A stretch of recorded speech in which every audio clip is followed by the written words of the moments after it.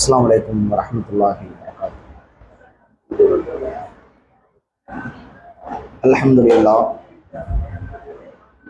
الحمد لله رب العالمين. எல்லா புகழும் அல்லாஹ் ஒருவனுக்கே உரித்தாகட்டும். அல்லாஹுடைய மகத்தான கிருபையினால் இந்த ரமலானுடைய மாதத்திலே இரவு தொழுகையினை நிறைவேற்றிவிட்டு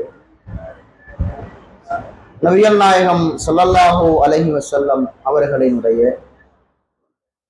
பிறப்பு முதல் இறப்பு வரை என்ற தலைப்பை குறித்து ஒவ்வொரு நாளும் சில முக்கிய செய்திகளை நாம் அல்லாஹுவின் மாபெரும் கிருபையினால் அறிந்து கொண்டு வருகிறோம். அந்த அடிப்படையிலே நேற்றைய தினம் உஹது யுத்தத்தை குறித்து சில முக்கிய நிகழ்வுகளை, சில முக்கிய செய்திகளை அறிந்து கொண்டோம். நபிகள் நாயகம் ஸல்லல்லாஹு அலைஹி வஸல்லம் அவர்கள் தன்னுடைய சொந்த ஊரை விட்டு வெளியேறுவதற்கு பின்பாக எப்படி பத்ர் போரை சந்தித்தார்களோ, உஹது போரை சந்தித்தார்களோ, அதுபோன்று நபி அவர்களினுடைய வாழ்க்கையிலே இன்னும் சில முக்கியமான போர்க்களத்துல என்ன செய்திருக்கிறார்கள், இஸ்லாத்தை குறித்தான செய்திகளை மக்களுக்கு மத்தியிலே கொண்டு சேர்ப்பதற்காக, அல்லாஹ்வுடைய மார்க்கத்தை நிலைநிறுத்துவதற்காகவும், அசத்தியத்தை ஒழிக்க வேண்டும், அடியோடு அழிக்க வேண்டும் என்பதற்காகவும் இன்னும் பல போர்க்களங்களை என்ன செய்தார்கள், தன்னுடைய வாழ்நாளிலே அல்லாஹ்வின் தூதர் அவர்கள் சந்தித்திருக்கிறார். அதுல ஒரு போர்க்களம் தான் ஹிஜ்ரி 5ஆம் ஆண்டு நடைபெற்ற அல் அஹ்ஸாப் என்று சொல்லப்படக்கூடிய அகல் போர் என்று சொல்லுவார். அப்ப இந்த அகல் போரை பொறுத்த வரைக்கும் இதை அல்லாஹ்வின் தூதர் அவர்கள் எப்படி கையாளுகிறார்கள், இந்த அகல் போர்க்களத்திலே நம்முடைய படைக்கு எப்படியான சேதங்கள் ஏற்பட்டது, இன்னும் அந்த அகல் போரின் போது அல்லாஹ்வின் தூதர் அவர்களும் ஏனைய சஹாபாக்களும் எப்படியெல்லாம் அவர்கள் சில துன்பத்திற்கு ஆளானார்கள், எப்படியெல்லாம் பல தியாகங்களை செய்தார்கள் என்பதை குறித்தான பல வரலாற்று செய்திகளை என்ன செய்கிறோம், நாம் ஹதீஸ்கள்ல பார்க்கக்கூடிய நிலைகள் இருக்கிறது. இந்த அகல் போரை பொறுத்த வரைக்கும் கூட்டுப்படை போர் என்று சொல்லுவார்கள். பல படைகள் சேர்ந்துதான் என்ன பண்ணாங்கன்னா இந்த அகல் போரை, அல்லாஹ்வின் தூதரினுடைய இந்த படையை சந்திக்கக்கூடிய நிலை இருக்கிறது. குறைஷி கூட்டத்தார்கள் மட்டும்தான் ஆரம்ப கட்டத்துல எதிர்த்தார்கள்.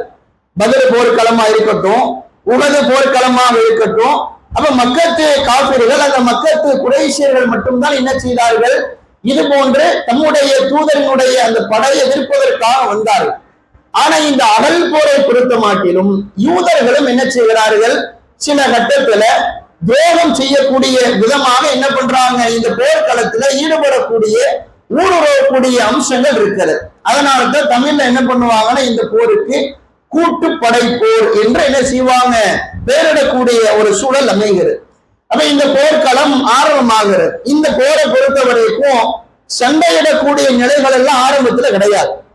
அகல்னு சொன்னா என்னன்னா குழி தோண்டுவாங்க, எதிரிகள் வராம இருக்கிறதுக்காக என்ன செய்வாங்க, மதீனா நகரை சுற்றிலும் என்ன செய்வாங்கன்னா தன்னை பாதுகாப்பதற்காகவும் எதிரிகள் உள்ள வராம இருக்கக்கூடாது அப்படிங்கிறதுக்காக என்ன செஞ்சிருவாங்கன்னா பெரிய லெவல்ல குழி தோண்டக்கூடிய சூழல் இருக்கும். அதுக்கு பேரு அகல்னு சொல்லுவாங்க.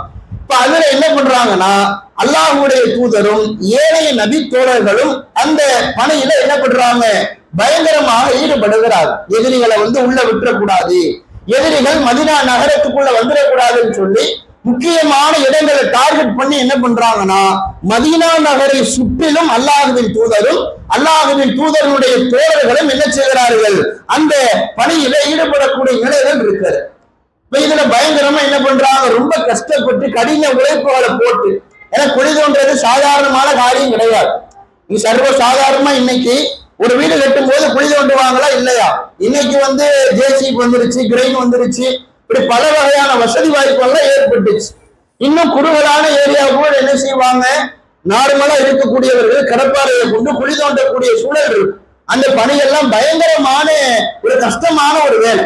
அப்ப இது ஒரு போர்க்காலம், எதிரி உள்ள வந்துடக்கூடாது, எதிரிகள் உள்ளே வந்து விட்டால் பல சேதங்கள் ஏற்படும், உயிர் சேதம் ஏற்படும், பொருட்சேதங்கள் ஏற்படும்.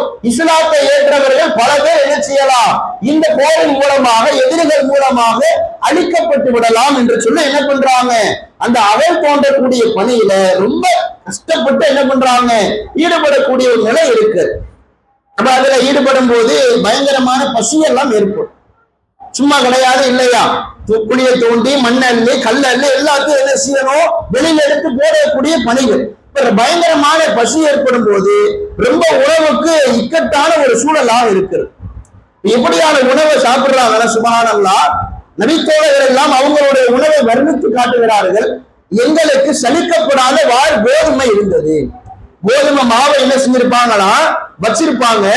அந்த மாவை என்ன செய்ய முடியாது, வெறுமனே சாப்பிட முடியாது. தொண்டைக்குள்ள என்ன செய்யும், சிக்கக்கூடிய சூழல் ஏற்படும், குறையேறக்கூடிய ஒரு நிலையெல்லாம் ஏற்படுமா இல்லையா. அது என்ன பண்றாங்கன்னா, கெட்டு போன கொழுப்பு தான் அப்ப இருந்துரு. அப்ப இந்த கொழுப்போட பிறப்பு என்ன பண்றாங்கன்னா, அதை தங்களினுடைய உணவாக பசியை தீர்த்து கொள்வதற்காக வேண்டி அதை உட்கொள்ளக்கூடிய சூழல் இருக்கிறது. அதுல இன்னும் பல ஹதீஸ்கள்ல வருகிறது, எங்களால என்ன செய்ய முடியல, அந்த கொழுப்புகளோடு புரட்டி அதை வாய்க்குள்ள நாங்க கொண்டு போனாலும் தொண்டை குழிக்குள்ள எங்களுக்கு இறங்கல. நாங்க என்ன செய்வோம்னா, ஒரு கம்பு குச்சியால, சின்ன குச்சியால அதை நாங்கள் எங்களுடைய தொண்டைக்குள்ளாக அழுத்திக் கொள்வோம். அந்த அளவுக்கு உணவினுடைய அந்த பஞ்சமும் பசியினுடைய தாக்கமும் பயங்கரமாக இருந்து அந்த அகல் போர்க்களத்தில் இப்படியே பணிகள் நடக்கிறது. அந்த எதிரிகளை வரவிடாமல் இருப்பதற்காக பணி நடக்கிறது. உணவு சூழல் எல்லாம் இப்படி இருக்கிறது. ரொம்ப பசியில சஹாபாக்கெல்லாம் புலம்புகிறாங்க, தவிக்கிறாங்க. எந்த அளவுக்கு அந்த பணியை செய்யறதுக்கு வயிறெல்லாம் ஒட்டி போயிருக்கு. ஒரு கல்லை கட்டி என்ன பண்றாங்கன்னு சொன்னா, அதை சமாளித்துக் கொண்டு அந்த பணியில ஈடுபடுறாங்க. ரசூலுல்லாஹ்ட்ட முறையிறாங்க, அல்லாஹ்வுடைய தூதரே எங்களுக்கு உணவு வேண்டும் அப்படிங்கிறாங்க. ரசூலுல்லாஹ்வுடைய வயிறை பார்க்கிறாங்க, ஒன்னை தாண்டி 2 கல்லை ரசூலுல்லாஹ் கட்டி இருக்கிறாங்க. வயிறு ஒட்டி போய் கிடக்கு, உள்ள கிடக்குமா இல்லையா. கற்களை என்ன செய்யறாங்கன்னா அந்த வயிற்றுல கட்டி கொண்டு அல்லாஹ்வின் தூதரவர்கள் இன்னும் அந்த அகல் போர் என்ற பணியில என்ன பண்றாங்க, பயங்கரமாக ஈடுபடக்கூடிய ஒரு சூழல் ஆகுது. இப்ப இதையெல்லாம் ஜாபிர் பின் அப்துல்லா பார்த்துக்கிட்டே இருக்கிறார். ஒரு சில பேர் வீட்டுல உணவு இருக்குமா இல்லையா. ஆனா ஜாபிர் பின் அப்துல்லா அவங்களுடைய வீட்டுல உணவு இருக்கிறது. கொஞ்சோண்டு கோதுமை வச்சிருக்கிறாங்க, அதே மாதிரி ஒரு ஆட்டுக்குட்டி ஒண்ணு வச்சிருக்கிறாங்க. சரிங்களா. அப்ப இந்த சஹாபா ரசூலுல்லாஹ்வை பார்க்கிறாங்க, இறை நபித்தோழரை பார்க்கிறாங்க. ரசூலுல்லாஹ்வுக்காக என்ன செய்வோம், நம்ம உணவை தயார் பண்ணி கொடுப்போம் இப்படின்னு முடிவு பண்ணிட்டு நேரா தன்னுடைய மனைவியிட போய் இந்த தகவலை சொல்றான். இந்த மாதிரி ரசூலுல்லாஹ்வுக்கும் இன்னும் சில பேருக்கு ரொம்ப சாப்பாடு இல்லாத ஒரு சூழல் இருக்கு. இப்படின்னு என்ன பண்றாங்க, போய் ஜாபிர் பின் அப்துல்லா தன்னுடைய ஒய்ஃப்ட போய் சொல்றான். சொன்ன உடனே அவங்களே என்ன பண்றாங்க, சரி வர சொல்லுங்க, நம்மகிட்ட உணவு கம்மியா தான் இருக்கு, இருந்தாலும் பரவாயில்ல, ரசூலுல்லாஹ் என்ன செய்யுங்க, வர சொல்லுங்க அப்படிங்கிறாங்க. இப்ப அதுக்குண்டான ஜாபிர் பின் அப்துல்லா என்ன பண்றாங்க, அந்த தகவலை சொல்லிட்டு ஆட்டை அறுக்கிறாங்க. அந்த மனைவி என்ன பண்றாங்க, அந்த கோதுமையால சில உணவுகளை தயார்படுத்தி வைக்கிறாங்க. இப்ப எல்லா ஏற்பாடுகளும் முடிஞ்சிருச்சு. முடிஞ்ச உடனே ஜாபிர் பின் அப்துல்லா என்ன பண்றாங்க, அல்லாஹ்வின் தூதரை ரகசியம் என்று கூப்பிடுறாங்க. சொல்லாவே உங்களுக்காக என்ன செஞ்சிருக்கிறேன், உணவு தயார் பண்ணி வச்சிருக்கிறேன், நீங்க சாப்பிட வாங்க. ஏன்னா நார்மலா ஒரு மனிதனுக்கே தோணும், இங்க இருந்து வெளியில இருந்து ஒரு ஆள் வர்றாரு, அல்லது நம்முடைய வீடுகளுக்கு விருந்தாளிகள் வர்றாங்க, இப்ப யாரை பயங்கரமா உபசரிப்போம். வீட்டுல நம்ம பிள்ளைங்க இருந்தாலும் என்ன செய்வோம், நீ பரவ சாப்பிடு, சொந்தக்காரங்க எல்லாம் சாப்பிட்டு போட்டோம், உங்க மாமி வந்திருக்கிறாங்க, உங்க மாமா வந்திருக்கிறாங்க, உங்க மச்சான் வந்திருக்கிறாங்க, அவங்கள எப்பயாச்சும் நம்ம வீட்டுக்கு வர்றாங்க, அப்ப அவங்க என்ன செய்யட்டும், சாப்பிட்டு போகட்டும், இப்படி எல்லாம் சொல்லுவோமா இல்லையா. அதே மாதிரி சின்ன சின்ன பிள்ளைங்க வீட்டுல இருந்தா கூட ஏதோ விளையாட்டு ஜாமான் இருந்துச்சுன்னு வைங்களேன், அதை கூட என்ன செய்வோம், நம்ம பிள்ளைங்களுக்கு விளையாட கொடுக்க மாட்டோம். வெளியில இருந்து நம்மளை பார்க்கறதுக்காக விருந்தாளிகளா வரும்போது அப்போ கூட என்ன செய்வோம், ஒரு நாள் தானே விளையாட்டு போறானே, நீ விட வேண்டியது என்ன செய்வோம், அந்த சின்ன குழந்தை அதட்டக்கூடிய நிலை இருக்குமா இல்லையா. இப்ப இங்க என்ன செய்வோம், ஏதோ ஒரு நாள் ஒரு பெரிய ஆட்களாக வரும்போது அவர்களுக்கு முக்கியத்துவம் கொடுக்கக்கூடிய நிலைதான் மனிதனுடைய பக்குவம். சரிங்களா. இப்ப இப்படி இருக்கும்போது ஏனைய தோழர்களும் பசியோடு இருக்கிறாங்க, ரசூலுல்லாஹ் இருக்கிறாங்க, அல்லாஹ்வின் தூதரை மட்டும் ரகசியமா அழைச்சிட்டு என்ன பண்றாங்க, அழைப்பு கொடுத்து கூட்டிட்டு போகக்கூடிய நிலை ஆகுது. ரசூலுல்லாஹ் என்ன பண்ணிட்டாங்கன்னா, உடனே அகல்வாசிகளே அப்படின்னு சொல்லி போர்ல ஈடுபட்டு எல்லாரும் கூப்பிட்டாங்க. இந்த ஜாபிர் பின் அப்துல்லாவுக்கு பயங்கரமான ஒரு பயம் ஏற்பட்டுச்சு. போச்சு, அவ்வளவுதான். இருந்ததே கொஞ்சம் உணவு, அந்த ரசூலுல்லாஹ்வுக்கு நம்ம கொடுக்கலான் இருந்தோம், சில நபர்களுக்கு கொடுக்கலான் இருந்தோம். வீட்டுக்கு போனா என்ன கதியாக போகுதுன்னு தெரியலையே. ஏற்கனவே மனைவி என்ன பண்ணாங்க, சாப்பாடு கொஞ்சம் தாங்க இருக்கு, ஒரு ஆடுதான் இருக்கு, எல்லாரையும் கூட்டிட்டு வந்துடாதீங்க, நமக்கும் எல்லாத்தையும் என்ன செஞ்சாங்க சொல்லிதான் தகவலை மெனக்கெட்டு அறிவுரை பண்ணி அனுப்பி வச்சாங்க. இப்ப இதே ரசூலுல்லாஹ்ட்ட வந்து சொல்றாங்க, உடனே அல்லாஹ்வுடைய தூதர் எல்லாரையும் அழைச்சிட்டாங்க. இவருக்கு ஒரு பயம் ஏற்படுது, வீட்டுக்கு போனா என்ன ஆகும் தெரியலையே. அதனால ஏதாவது ஒரு சூழ்நிலை நம்முடைய வீடுகள்ல அந்த நிலைகளை பார்க்கலாம். ஏன் நன்கொடை கொடுக்க போனோம்னா என்ன நிலை ஏற்படும், ஏன் அவ்வளவு கொடுக்குறீங்க, ஏன் அவ்வளவு கொடுக்குறீங்க, எல்லாருமே கொடுக்கத்தானே செய்வாங்க, எல்லாரும் கலந்து என்ன செய்யட்டும், கொஞ்சம் கொஞ்சம் கொடுக்கணும், அதுல நீங்க ஒரு பங்கா கொடுங்க, இப்படி எல்லாம் பேசக்கூடிய நிலைகள் இருக்கு. குறை சொல்றது கிடையாது. இவன் மனைவியோட எதார்த்த ஒரு அம்சமாக இருக்குமா இல்லையா? இப்ப அந்த மாதிரி இருக்கும்போது ஜாபிர் பின் அப்துல்லாஹ் பயத்தோட வீட்டுக்கு போறாரு. ரசூலுல்லாஹ் பாத்தீங்கன்னா படையே அழைச்சிட்டு போயிட்டாங்க வீட்டுக்கு. ஆனா அங்க என்ன நடக்குன்னு சொன்னா, எல்லாரும் மனைவியும் பயப்படுறாங்க, ஜாபிர் பின் அப்துல்லாஹ் பயப்படுறாங்க. ஆனா ரசூலுல்லாஹ் வந்து என்ன சொல்றாங்கன்னா, நீங்க அடுப்புல இருந்து குழம்ப இறக்கிட வேண்டாம். ஆட்டுக்கறி சமைக்கிறீங்களா இல்லையா, அதை என்ன செஞ்சிடாதீங்க, இறக்கிற வேண்டாம்னு சொல்லி என்ன பண்றாங்க, தகவலை சொல்லி விடுறாங்க. ரசூலுல்லாஹ் படையோட போறாங்க. அப்ப அங்க போகும்போது அந்த மாவுல அந்த கோதுமையில என்ன பண்றாங்க, அல்லாஹ்வுடைய பரக்கத்தை வேண்டி ஊதி அல்லாஹ்விடத்துல பிரார்த்தனை செய்கிறார்கள். அது நிறைய நமக்கு ஆகுது. அதே மாதிரி குழம்புல என்ன பண்றாங்க, அல்லாஹ்வுடைய பரக்கத்தை வேண்டி அல்லாஹ்விடத்துல பிரார்த்தனை செய்கிறார்கள். ரொம்ப அதிகமா ஆகுது. எந்த அளவுக்கு ஆச்சரியம்னா, அந்த அல்லாஹ்வுடைய பரக்கத்தை கண்கூடா பார்க்கிறாங்க. ஏன்னா அல்லாஹ்வுடைய மார்க்கத்துக்காக இருக்கிறாங்க, பசியோடு இருந்தாங்க, எதிரிகளை உள்ள வரவிடாம என்ன செஞ்சாங்க, தாக்கு பிடிச்சாங்க, கல்லை கட்டி கொண்டு வேலை செய்தார்கள். அல்லாஹ்வுடைய உதவி வராம இருக்குமா? பரக்கத்தை வந்து ரசூலுல்லாஹ் பிரார்த்தனை பண்றாங்க. கடைசியில ஹதீஸோட இறுதியில வருகிறது, ஜாபிர் பின் அப்துல்லாஹ் அறிவிக்கிறாங்க, என்னுடைய வீட்டுல ஒரே ஆட்டுக்குட்டி தான், கொஞ்சோண்டு கோதுமைதான், அதை ரசூலுல்லாஹ்வும் சாப்பிட்டாங்க, அதே மாதிரி ஏழைய தோழர்களும் சாப்பிட்டார்கள்.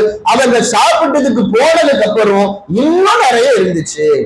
இன்னும் நிறைய பேர் என்ன செய்யலாம், அந்த உணவை சாப்பிடலாம் என்று சொல்லி அந்த ஹதீஸை சொல்லக்கூடிய நிலைகளை பார்க்கும். இப்ப இந்த மாதிரி அந்த அகல் போர்க்களத்தில் என்னவாகுது, உணவுக்காக வேண்டி இப்படியான ஒரு நிலைகளை சந்தித்தார்கள். அவன் இப்படி எல்லாம் போகும்போது எதிரிகள் எல்லாம் வரக்கூடிய சூழல் ஆகுது. எதிரிகளாக உள்ள வர முடியல. ஏன்னா புலி அந்த அளவுக்கு என்ன செஞ்சுட்டாங்க, பிரம்மாண்டமாக தோண்டக்கூடிய ஒரு சூழல் ஆயிடுச்சு. பாதி பேர் என்ன செஞ்சாங்க, பின்வாங்கி இனி ஒண்ணும் மதினாவுக்குள்ள ஊருக்குள்ள என்ன செய்ய முடியாது, போக முடியாதுன்னு சொல்லி பின்வாங்கி போயிட்டான். அப்படி போகக்கூடிய நேரத்துல ஒரு சில சின்ன சின்ன சேதங்கள் ஏற்படுமா இல்லையா? அதுல என்னவாகுதுன்னா, அந்த குறைசி கூட்டத்தில் இருக்கக்கூடிய ஹிப்பான் பின் அரிகா என்று சொல்லக்கூடிய என்ன பண்றானா, சாத் பின் முஆத் அலிய இதை என்ன பண்ணிடுறான், அவங்கள பயங்கரமாக தாக்கி விடுறான். சாத் பின் முஆத் என்ன பண்ணிடுறான், ஹிப்பான் பின் அரிகா என்பவன் அந்த அகல் போர் களத்துல பயங்கரமா என்ன பண்றான், எறிஞ்சு தாக்கக்கூடிய ஒரு சூழல் கடுமையான முறையில் என்னவாகிறது, ரத்தம் போகக்கூடிய சூழல் ஆயிடுச்சு. ரசூலுல்லாஹ் உடனடியாக என்ன பண்றாங்க, தன்னுடைய சொந்த பள்ளியான மஸ்ஜிது நபவிக்கு அருகாமையில ஒரு சின்ன கூடாரத்தை ஏற்படுத்தி என்ன பண்றாங்க, அவர்களை நலம் விசாரிப்பதற்காக வேண்டி ஒரு சின்ன செட்டு போட்டு என்ன பண்றாங்க, அவர்களை பாதுகாக்கக்கூடிய ஒரு சூழல் ஆகும். கடைசி கட்டத்துல என்னவாயிருச்சு, அகல் போர்க்களத்துல நமக்கு ஒரு பிரம்மாண்டமான ஒரு வெற்றி கிடைச்சிருச்சு. அப்ப இந்த போர்க்களத்துக்கு அப்புறம் என்னவாகுதுன்னு சொன்னா, பனு குறைலா என்று சொல்லி ஒரு போர்க்களம் நடக்குது. பனு குறைலா அப்படின்னு என்ன ஒரு போர்க்களம் நடக்குது. இந்த போர்க்களத்துல என்னவாகுதுன்னா, முன்னாடி அந்த அகல் போர்க்களத்துல ஹிப்பான் பின் அரிகா ஒரு நபி தோழரை என்ன செஞ்சு கொண்டானா இல்லையா, அந்த காயத்தினுடைய வெளிப்பாட்டின் காரணமாக இந்த பனு குறைலா போர்ல சாத் பின் முஆத் அலி அவர்கள் மௌத்தா போயிடுறாங்க. எறிஞ்சது பயங்கரமா வீசிட்டான், காயம் ஏற்பட்டுச்சு, உயிரோடு இருந்தாங்க கொஞ்ச நாள். ஏன்னா இந்த அகல் போருக்கும் பனு குறைலா போருக்கும் ரொம்ப காலம் டிஃபரெண்ட் கிடையாது, ரொம்ப நெருக்கத்துல நடக்குது. இந்த காயத்தினுடைய விளைவா இந்த போர் நடக்கும்போது என்னவாகுதுன்னா, இவர் மௌத்தா போயிடறார். இவருக்கு ஏற்பட்ட மௌத்தை பற்றி அந்த மௌத்துக்கு முன்னாடி அவர் சொன்ன வார்த்தையெல்லாம் சுபஹானல்லாஹ் புல்லரிக்கக்கூடிய ஒரு செய்தி. என்னன்னா, சாத் பின் முஆத் அலி அல்லாஹ்ட்ட கையேந்தி கேட்கிறாங்க, ரத்தம் கொப்பளிச்சு கொண்டிருக்கிறது, ரொம்ப காயத்தில் இருக்கிறாங்க. அந்த மௌத்துடைய நிலைக்கு வரும்போது அல்லாஹ்ட்ட துஆ செய்றாங்க. நம்மளால ஒரு பாதிப்பு வரும்போது என்ன விபத்து ஆயிடுச்சுன்னா என்ன ஆகும், யா அல்லாஹ் என்னை காப்பாத்திரு, என்னுடைய அம்மா அப்பா விபத்தாயிருச்சு, அவங்களுக்கு நல்ல ஒரு ஆரோக்கியமான வாழ்க்கையை கொடுத்துரு, இதான் நம்முடைய துஆக்களாக இருக்கும் எங்க இருந்தாலும் சரி. ஆனா இந்த சாத் பின் முஆத் என்ன பண்றாங்கன்னா, யா அல்லாஹ் இந்த நிலையோடு என் உயிர் போகக்கூடிய அம்சம் ஆயிடுச்சு, அந்த நிலைக்கு நான் வந்துட்டேன், இத்தோடு இந்த குறைஷிகளுக்கு எதிராக இந்த முஸ்லிம் சமுதாயத்தினுடைய போர்கள் முடிவு பெற்றது என்று சொன்னால் என்ன நீ என்ன செஞ்சுக்க, அழைத்துக்கொள் உன் பக்கம். இல்ல இன்னும் போர்க்களம் இருக்கு அப்படின்னா யாரும் எங்க தயவு செஞ்சு உயிரோட வச்சிருன்னு சொல்லி அல்லாட்ட துவா செய்யறான். எந்த அளவுக்கு இன்னும் எதிர்பார்ப்போடு இருக்கிறாங்கன்னு பார்க்க. இன்னும் அடுத்த போர்க்களத்துல என்ன செய்யணும், நான் கலந்து கொள்ள வேண்டும், நான் பங்கெடுக்க வேண்டும் என்று சொல்லி ஆசையோடு அல்லாஹ்விடத்திலே 2 விதமான கோரிக்கையை முன்வைக்கிறான். ஆனா அல்லாஹ் என்ன பண்ணிட்டான், கடைசி கட்டத்துல போர் இது ஓரளவுக்கு முடிவுக்கு ஒரு சூழல் ஆயிடுச்சா இல்லையா, உடனடியாக அவருக்கு ஏற்பட்ட காயத்திலிருந்து பயங்கரமாக ரத்தம் கொப்பளித்துக் கொண்டே இருக்கு. எந்த அளவுக்கு நான் இலக்கியமாக குறிப்பிட்டு காட்டுறாங்க, அங்க இருக்கக்கூடிய நயவஞ்சகர்கள் ஸ்டே பண்ணிருப்பாங்களா இல்லையா, அந்த பாதையில அவங்களுடைய தெருக்கல்ல இந்த சாது பின் முஆவினுடைய ரத்தம் ஆறு போன்று என்ன செய்கிறது, வலிந்தோடு ஓடிக்கொண்டே இருந்தது. எல்லாரும் கதிகளையும் பயந்துட்டாங்க, யாருடைய ரத்தம் யாருடைய ரத்தம் இது என்ன இந்த அளவுக்கு பயங்கரமாக வந்து கொண்டே இருக்குன்னு சொல்லி என்ன பண்றாங்க, ரொம்ப ஆச்சரியத்தோடு பார்க்கிறாங்க.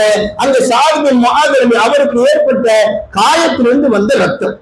இதெல்லாம் என்ன பண்றாங்க, எல்லாரும் கண்கூடாக பார்க்கிறான். கடைசி கட்டத்துல மூத்தா போயிட்டாரா, மூத்தா போனதுக்கு அப்புறம் அவருடைய ஜனாசாவை தூக்கிட்டு போறாங்க.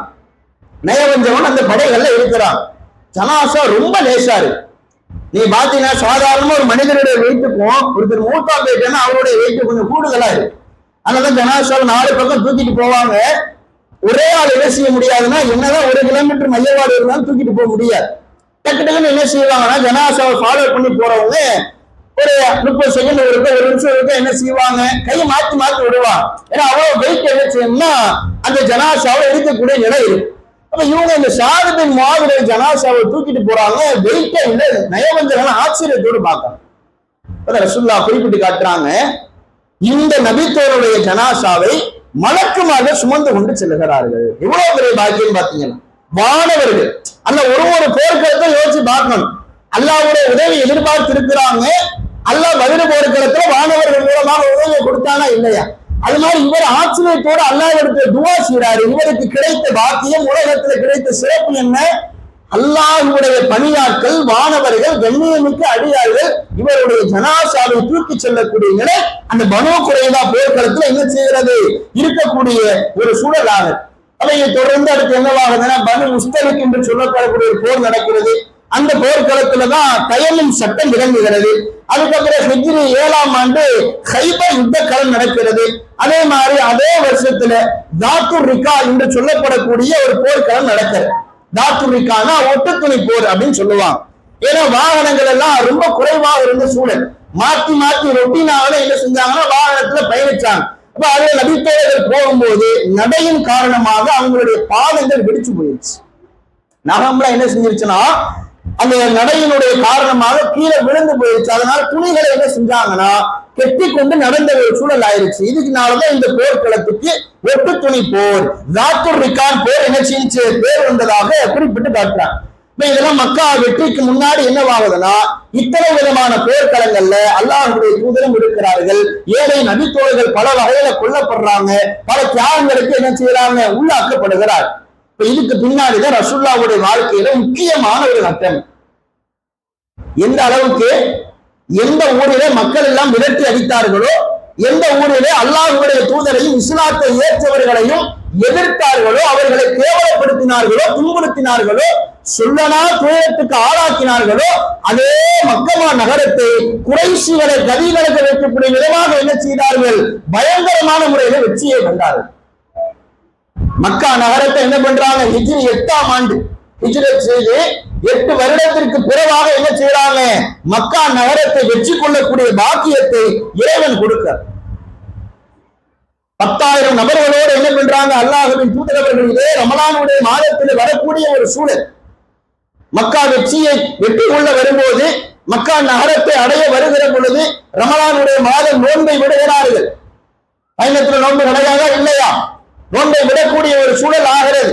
இப்படி என்ன பண்றாங்க, ரசூலுல்லாஹ்வுடைய படையும் என்ன பண்றாங்க, மக்கா நகரத்தை நோக்கி அதை வெற்றி கொள்வதற்காக, அதை அடைவதற்காக வேண்டி பெரும் படைகளை திரட்டி கொண்டு ரசூலுல்லாஹ் போறாங்க. அபூ சுஃபியான் அல்லாஹ்வுடைய அருளாலே அந்த வெற்றி பெறக்கூடிய நேரத்தில் இஸ்லாத்தை ஏற்கிறார். இஸ்லாத்தை பற்றியான தகவலை புரிந்து கொண்டு அல்லாஹ்வின் தூதருடைய படையில என்ன பண்றாங்க, இணைந்து கொள்ளக்கூடிய ஒரு சூழல். உள்ளே மக்கள் நுழைகிறார்கள், நம்முடைய படை வருகிறது. குறைஷிகள் அனைவருக்கும் கதி கலங்கி போய்விட்டது. எல்லாரும் மிகுந்த பயத்தோடு ஆயிட்டாங்க. ஒண்ணும் செய்ய முடியல, எதிர்க்க முடியல. ஏன்னா விரட்டி அடிக்கும் போது விரல் விட்டு எண்ணிய நபர்கள் அப்படித்தானே இருந்தாங்க. ஊரை விட்டு வெளியே அனுப்பும் போது அல்லது அவர்களை மிரட்டும் போது ரொம்ப சொற்பமான நபர்கள் இருந்தாங்க. அவர்களுடைய படைகள் ரொம்ப மேலோங்கி இருந்தது.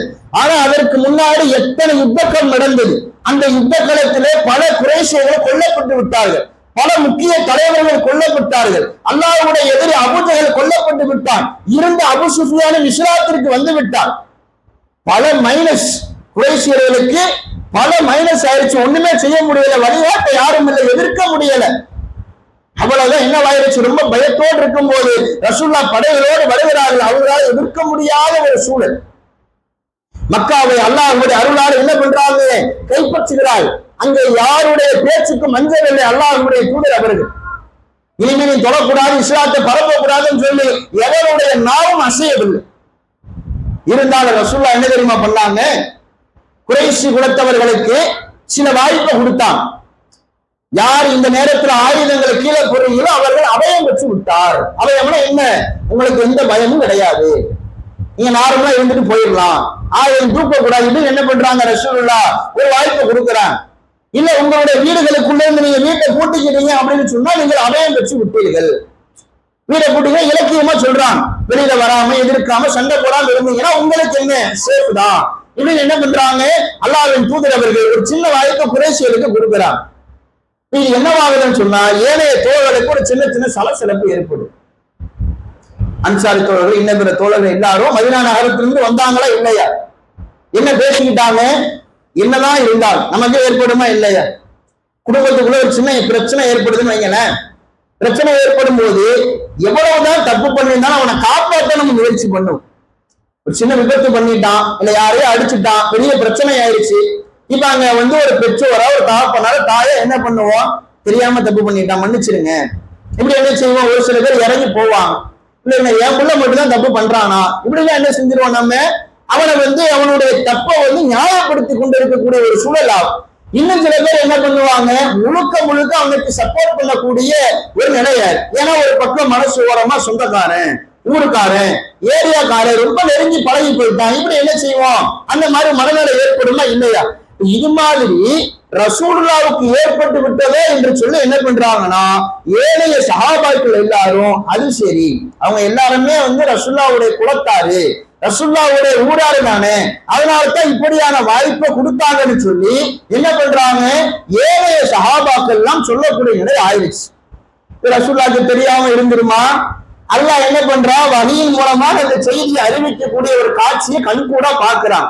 பொதுவா வகை செய்தி அறிவிக்கும் போது நபித்தோழர்கள் எல்லாரும் அமைதியாக இருந்து கொண்டே இருப்பார்கள். வகை செய்தி வந்ததுக்கு அப்புறம் ரசூலுல்லாஹ் என்ன பண்றாங்கன்னா அந்த சஹாபாக்களை நோக்கி கேட்கிறாங்க, என்னப்பா இந்த மாதிரி சொன்னீங்களா.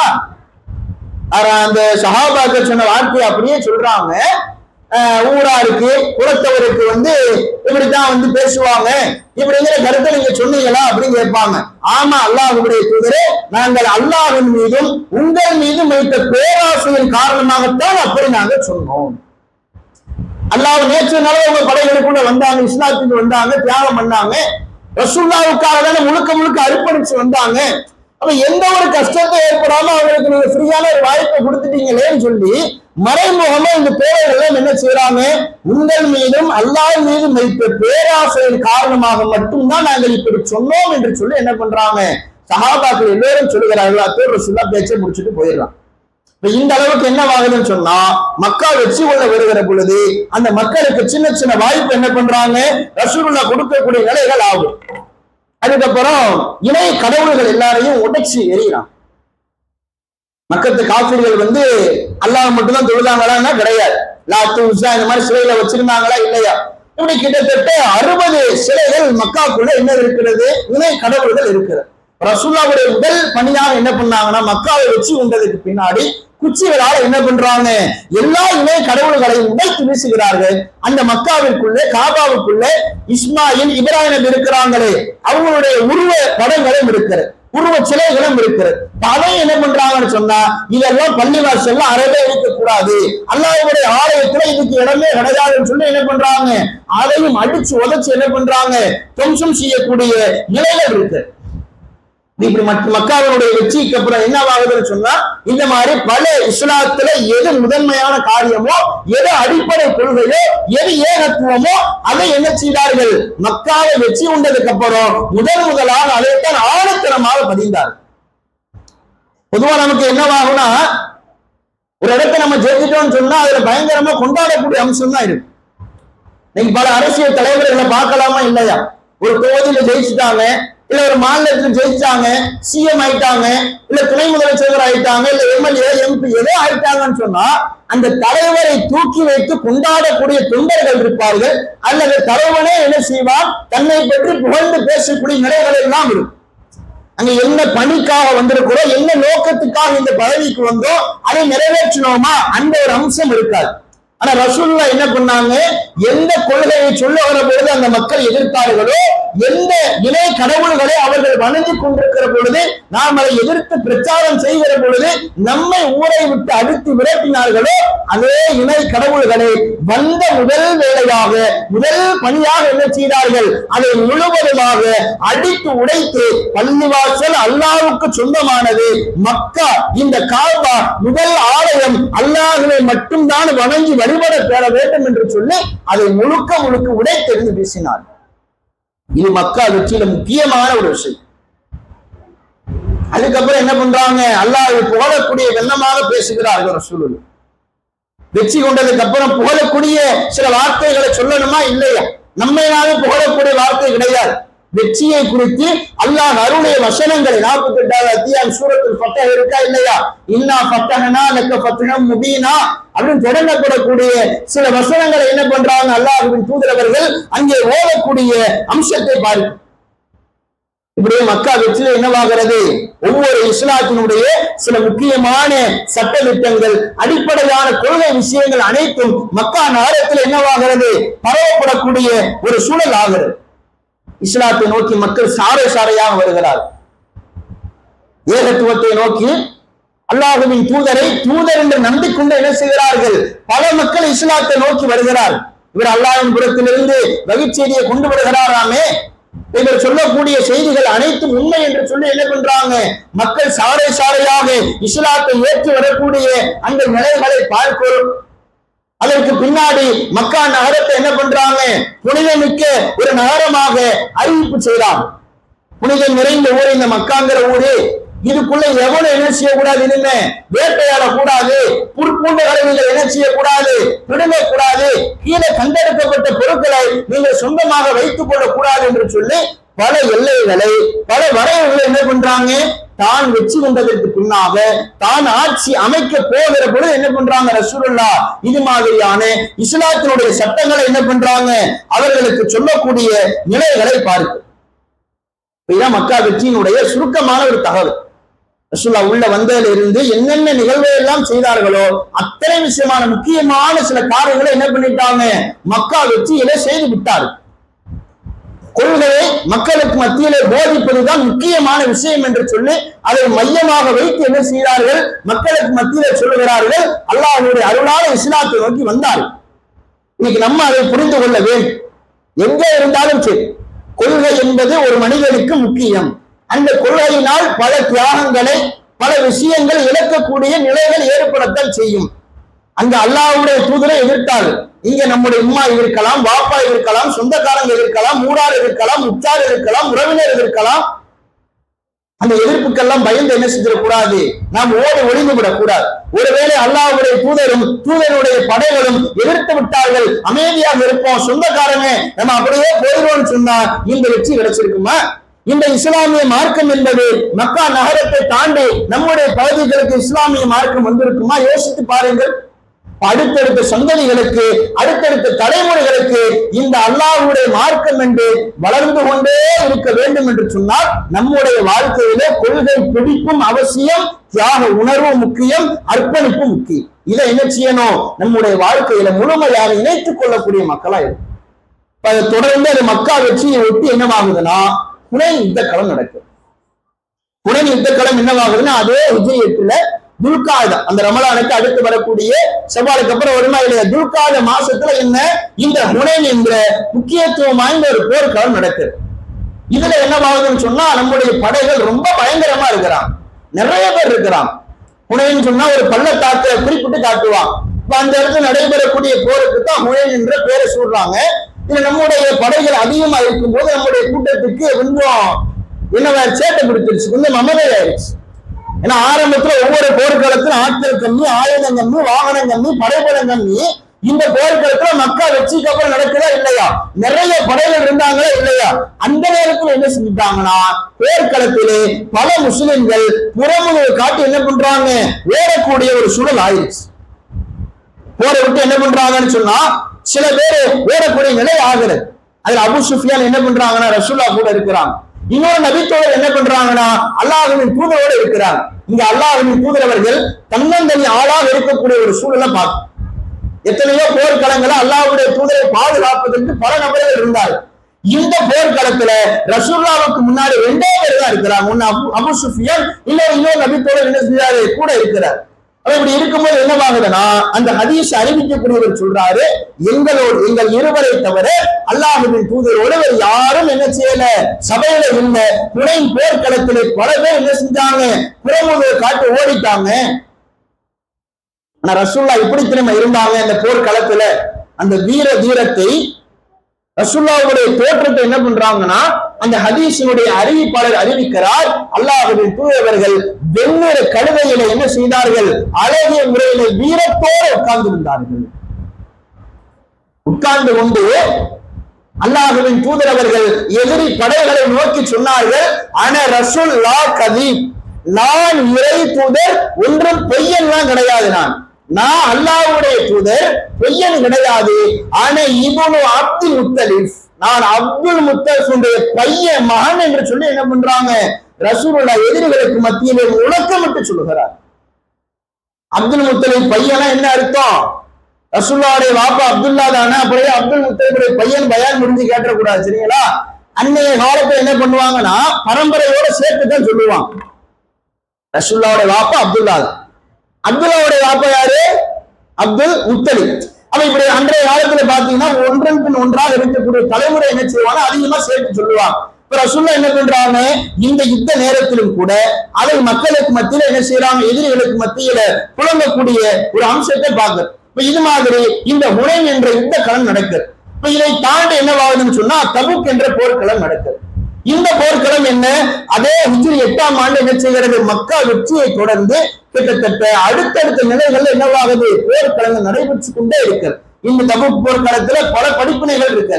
அது என்ன நபித்தோழர் என்ன செய்வாங்கன்னா போருக்கு வராம இருப்பாங்க. அல்லாஹ் குர்ஆன் வசனம் மூலமா கண்டிப்பா. அப்ப இந்த நபித்தோழர் என்ன செய்வாங்கன்னு சொன்னா, யா அல்லாஹ் ரசூலுல்லாஹ்வுக்கு வந்து சொல்லுவாங்க, அல்லாஹ்வுடைய தூதரே, நாங்கள் போருக்கு வராமல் இருப்பதற்கு எங்களுக்கு எந்த விஷயமும் கிடையாது, நாங்க பொதுபோக்குத்தனமா இருந்து விட்டோம் என்று சொல்லி என்ன செய்வாங்க, அல்லாஹ்வுக்கு பயந்து ரசூலுல்லாஹ்ட்ட சரணடைவாங்க. அல்லாஹ்வும் என்ன செய்வான், சில குறிப்பிட்ட தண்டனைகளை கொடுத்து அந்த தபுக் போரிலே கலந்து கொள்ளாத மக்களுக்கு அல்லாஹ் என்ன செய்வான், பிற்காலத்துல மன்னிப்பு வழங்கக்கூடிய சூழலும் இருக்கிறது. இப்படித்தான் கடைசி கட்டம் வரைக்கும் என்னவாகுது, இந்த தபுக் என்ற ஒரு யுத்த களம் நடக்கிறது. பாக மட்டும் அல்லாஹ்வின் தூதர் அவர்கள் மக்கா வெற்றிக்கு முன்னதாகவும் மக்கா வெற்றிக்கு பின்னதாகவும் கிட்டத்தட்ட 19 போர்க்களங்களை என்ன செஞ்சிருக்கிறாங்க, அல்லாஹ்வுடைய தூதர் அவர்கள் பங்கேற்கக்கூடிய நிலைகளை என்ன செய்யறோம், ஹதீஸ்களை பார்க்கக்கூடிய அம்சங்கள் இருக்கு. அப்படி ரசூலுல்லாஹ்வினுடைய வாழ்க்கை வரலாறுகள்ல அந்த ஹிஜ்ரத்துக்கு அப்புறம் என்ன நடந்த சில முக்கிய போர்களும் மக்கா வெற்றி கொள்ளப்பட்ட அந்த சம்பவங்கள் மூலமாகவும் அதற்கு பின்னாடி நடைபெற்ற ஏனைய போர்கள் மூலமாகவும் அதிலே சஹாபாக்கள் செய்த தியாகங்கள் மூலமாகவும் அல்லாஹ்வுடைய தூதர் அவர்கள் தைரியத்தோடு அந்த போர்க்களத்தை எதிர்கொண்ட அந்த காட்சிகள் மூலமாகவும் பல படிப்பினைகள் நம்முடைய சமுதாயத்திற்கு இருக்கிறது. அதை என்ன செய்ய வேண்டும், நம்முடைய வாழ்க்கையிலே உறுதியாக எடுத்துக்கொண்டு நம்முடைய கொள்கை உறுதியை மேம்படுத்த வேண்டும். யாருக்காம் கொள்கையை விட்டு கொடுக்க கூடாது, யார் எதிர்த்தாலும் சரி. ரசூலுல்லாஹ்வுடைய சம்பவங்களை யோசிச்சு பார்க்கணும், சஹாபாக்களுடைய நிலைகளை யோசித்து பார்க்கணும். இன்னைக்கு நமக்கு இஸ்லாமிய மார்க்கம் என்பது இலகுவாக வந்து விட்டது. ஆனா அவர்களுக்கு அப்படி வரவில்லை. சஜிதா செய்யும் போது பிரச்சனை, ருக்குல இருக்கும்போது பிரச்சனை, அல்லாஹ்வை தொழுதா பிரச்சனை, குர்ஆன் ஓதுனா இறந்துடுனா, எல்லாத்தையும் என்ன பண்ணா கரைச்ச பிடிச்ச மாதிரி நொய்யின குறைசிகள் துன்பத்தை கொடுத்து கொண்டே இருந்தார். ஆனா இன்னைக்கு நமக்கு அப்படி கிடையாது. பள்ளிவாசல்ல சுதந்திரமா உட்கார்ந்து போன பயான கேட்க எவனும் கேட்க முடியாது. ஏன் தொழில் நடத்துற, ஏன் பயான் பேசுற, ஏன் இதை பேசுற, ஏன் அதை பேசுற, யாராச்சும் கேட்பாங்களா நம்மளை நோக்கி? நம்முடைய சுதந்திரம் நமக்கு வழங்கப்பட்ட ஜனநாயக உரிமை. அல்லாஹ்வுடைய அருளால என்ன செய்யறோம்? அல்லாஹ்வின் மார்க்க செய்திகளை அளவுட கேட்கிறோம். அதை நடைமுறைப்படுத்த இஸ்லாமிய சமுதாயம் முன்வர வேண்டும். அதுதான் ஒரு குறையாக இருக்கு. நம்முடைய தௌஹீத் கொள்கையை பிடிக்க என்ன செய்யணும்? சாகர வரைக்கும், மரணம் வரைக்கும் கொள்கைக்காக மட்டுமே வாழ வேண்டும். இந்த கொள்கையை மக்களுக்கு மத்தியிலே கொண்டு சேர்ப்பதற்குத்தான் அரபு அன்றைக்கு இருந்த அந்த ஏழை நபிமார்கள் முதற்கொண்டு ஏழை நபித்தோழர் வரைக்கும் என்ன செய்தார்கள்? பல தியாகங்களை செய்திருக்கிறார்கள். அதை உண்மையிலேயே உணர்ந்திருக்கிறோம், ஏற்றுக்கொள்கிறோம், அதை புரிந்து கொண்டிருக்கிறோமையானால் நம்முடைய வாழ்க்கையும் என்ன செய்ய வேண்டும்? கொள்கை அடிப்படையிலே நம்மை சீர்படுத்தக்கூடிய மக்களாக இருக்க வேண்டும். அல்லாஹ்வுக்கு எந்த வகையில் நினை வைக்காமல் அல்லாஹ்வை மட்டும் வணங்கி வழிபடக்கூடிய மக்களாக இருக்கிற பொழுதுதான் ரசூலுல்லாஹ்வுடைய தியாகத்திற்கும் ஏனைய நபித்தோழர் செய்த தியாகத்திற்கும் ஒரு மதிப்பை கொடுத்த ஒரு நிலைக்கு என்ன செய்வோம்? அல்லாஹ்விடத்தில் ஆக முடியும் என்பதை நம்முடைய உள்ளத்துல என்ன செய்யணும்? ஆழமாக பதிய வைத்துக் கொண்டு அதை கேட்பதோடு நிறுத்தி விடாமல் நம்முடைய வாழ்க்கையை சரிபடுத்த வேண்டும். அல்லாஹ் ரப்பல் ஆலமீன் அது போன்ற பாக்கியத்தை நம் அனைவருக்கும் தந்து அருள் புரிவானாக. சரி, கேள்வி கேட்டுருவோமா? அகல் போருக்கு உண்டான இன்னொரு பேர் என்ன? பெண்கள் பகுதி அஹ்ஸா போர். ஆண்கள் பகுதி ஹிப்பான் பின் அரீகா எந்த நபித்தோழரை கொலை பண்ணாங்க? உள்ள உள்ளவங்க சொல்லாதீங்க, வெளியில உள்ளவங்க சொல்லுங்க. ஹிப்பான் பின் அரீகா என்பவன் எந்த நபித்தோழரை அம்பை காயப்படுத்தி கடைசியில கொலையானான்? வெளியில யாரும் சொல்றீங்களா? பயான் வெளியில கேட்கல இல்லையா?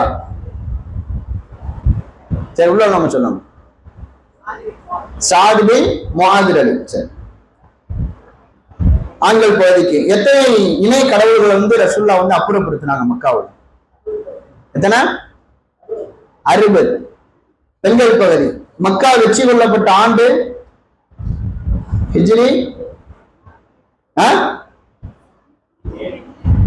பெண்கள் பகுதி மக்கா வெற்றி கொள்ளப்பட்ட ஆண்டு என்ன? ஹிஜ்ரி 7. வேற யாருக்கு தெரியும்? ஹிஜ்ரி 8. சரி, ஓகே. அல்ஹம்துலில்லாஹ். வாஹிர தவானா அல்ஹம்துலில்லாஹி ரப்பில் ஆலமீன். அஸ்ஸலாமு அலைக்கும்.